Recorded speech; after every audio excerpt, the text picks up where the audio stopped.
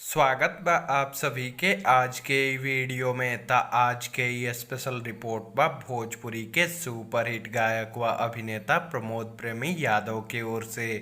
आप लोग के बता दी कि प्रमोद प्रेमी यादव के आप लोग के बीच में बहुत ही शानदार और ज़बरदस्त भोजपुरी रैप गाना आवे वाला बा, जौना गाना के नाम बा मस्ती मजाक।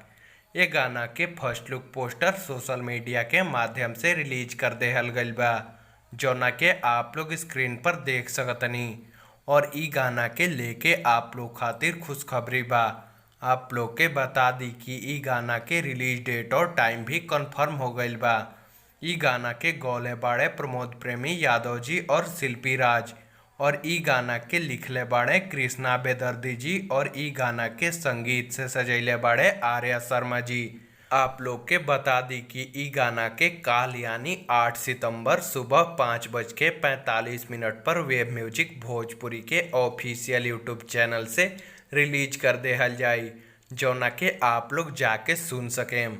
तो आप लोग कमेंट में बताएं कि आप लोग के ई रिपोर्ट कैसन लागल और कितना लोग ई गाना के इंतजार कर रहल बा। तो आज के ई वीडियो में बस इतना ही। उम्मीद बा कि ई वीडियो आप लोग के पसंद आयल होई।